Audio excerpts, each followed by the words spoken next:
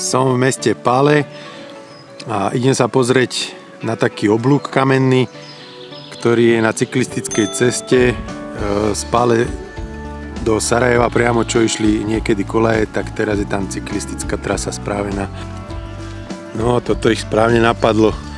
Dali sem rampu, takže až sa dalo ísť vlastne zaparkovať. Ale len s príľubami a so zmijami. Zmije na putu, tak dávaj bacha. Ako som hovoril, táto cyklotrasa je postavená na trati bývalej, takže sú tu tunely. Toto je 11, takže pravdepodobne ich bude 11. Zažilo sa. Svieť? No veď. Ja, že to je nejaký bicyklistický cyklus. Ale fučí tu viac ako vonku. Je tu zima. 100% je lepšie vonku ako v tom tuneli. Tam fučalo ako bláznivé. Ale to je super vec, lebo tá trať ide popri potoku, kaňonom, po rovinke a dostaneš sa z Pále do Sarajeva bicyklom. Super. Ale je to parádne spravené. Osvetlenie je v tuneloch na fotobunku. Energiu dodávajú tieto solárne panely a vlastne po chvíľočke, ako prejdeš tunel, sa tunel zase zhasne. Tu je ďalší zaujímavý úsek. Taký úzky kaňon, zúženie tej rieky a ďalší tunel je predo mnou. No a pred týmto tunelom je prvý viadukt.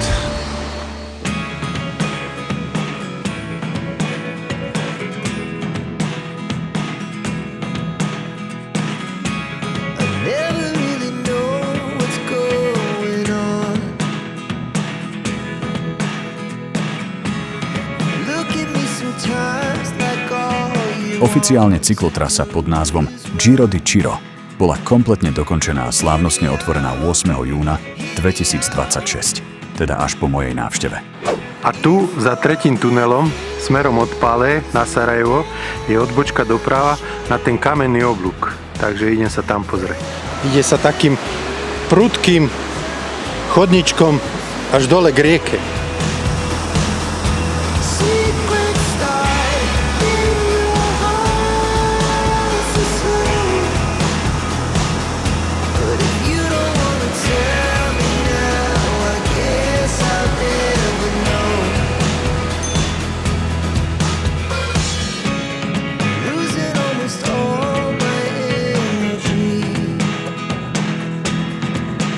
Mohutný kamenný oblúk, skalné okno, ktoré domáci nazývajú prerast, popri ktorom trasa prechádza, meria na výšku približne 10 metrov.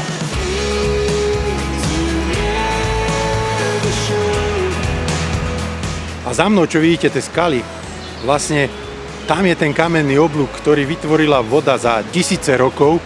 Je to parádne, veď ste to videli na záberoch. Úplne sa oplatilo dneska sem ísť.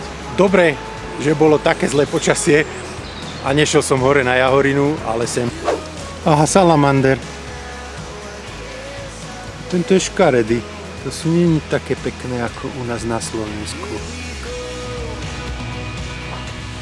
Druhý viadukt. Aj salamander sa kochá bosanskou prírodou. Stojí a pozerá do doliny. Tento je krásny. Serus, kamoš.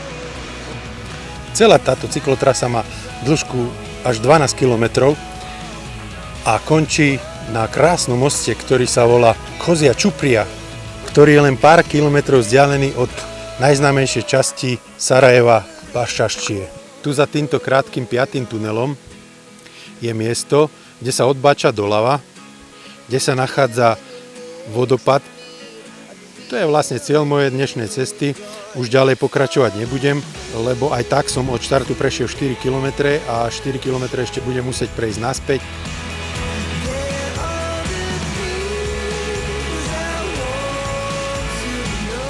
Vodopád v kaňone Miliacky má výšku až do 15 metrov, v závislosti od aktuálneho stavu vody.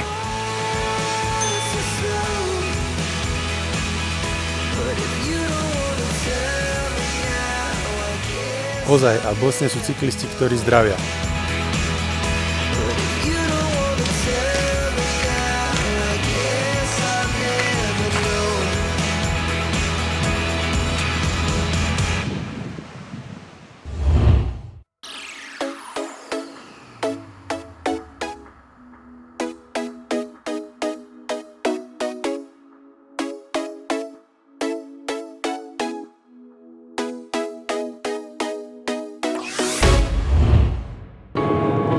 Idem na Jahorinu, to je lyžiarsky komplex, kde sa v roku 1984 konali olympijské hry v Sarajeve, zjazdové lyžovanie a tu kúsok odtiaľ to bol aj biatlon. Teraz odbočte prudko vpravo a potom pokračujte rovno. Jahorina. Lyžiarske stredisko Jahorina počas zimnej sezóny navštívi až 400 000 lyžiarov. Zjazdovky sú v nadmorskej výške od 1200 do 1900 metrov nad morom. Najvyšší vrch je Ogorielica s výškou 1916 metrov. Jaký nádherný deň po tých dvoch upršaných. Tu sú ešte metrové záveje. To nemusíš aj na výhľadky chodiť, stačí ísť po ceste. To je super výhľad. Wow!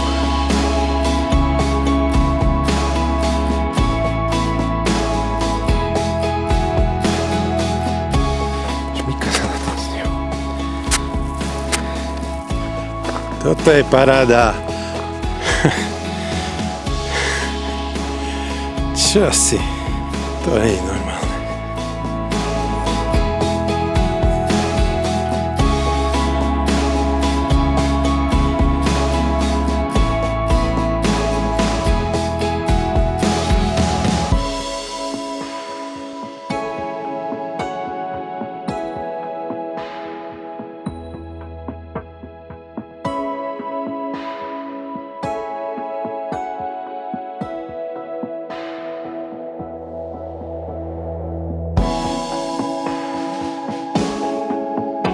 Lyžiarske stredisko Jahorina sa nachádza v rovnomennom pohorí. Z geografického hľadiska je toto pohorie súčasťou Dinárskych vrchov. Nemohol som sa vynadívať. Jeho krása mi doslova zobrala dých.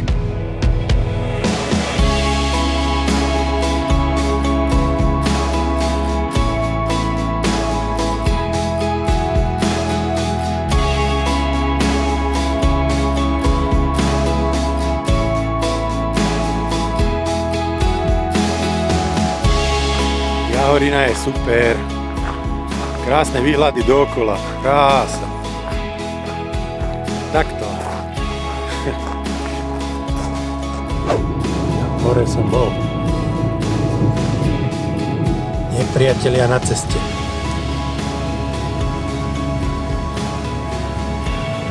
Sa uhla pekne. Kúkajú.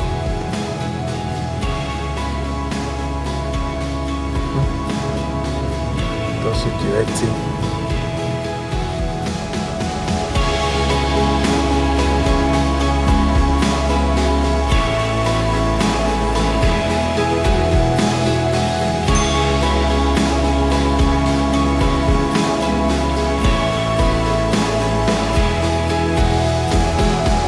Podľa všetkého, toto je Maglič, súteska.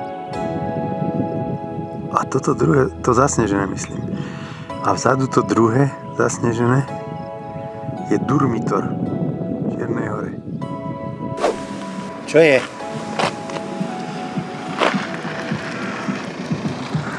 Čo ty pištíš?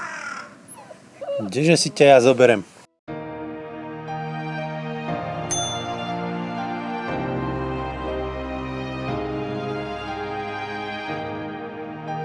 Počas vojny v 90. rokoch bolo Goražde úplne obklúčené a blokované srbskými vojskami, aj napriek tomu, že ho OSN vyhlásilo za bezpečnú zónu.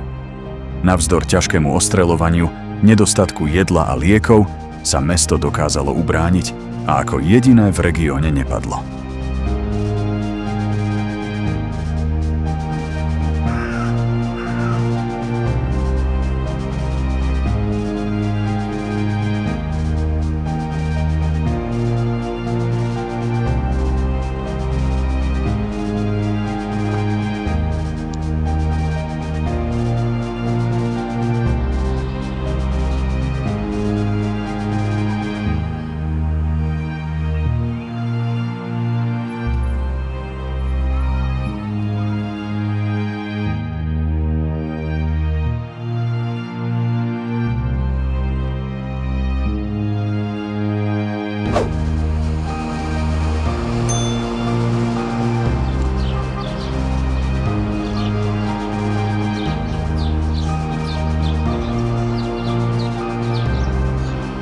vlastne ten druhý most pod mostom, most Aliju Izetbegoviča.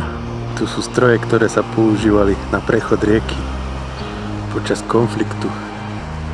Aj toto je taký obrnený malý transporter vyrobený z nejakého auta. No a tady to vlastne chodili počas konfliktu popod most, ktorý vrchný most ich chránil pred odstreľovačmi a popod most sa nosil všetok tovar na druhú stranu rieky Driny. No nedá sa po ňom prejsť. Improvizovaný most pod mostom zostáva dodnes silným symbolom vynaliezavosti, vzdoru a túžby prežiť.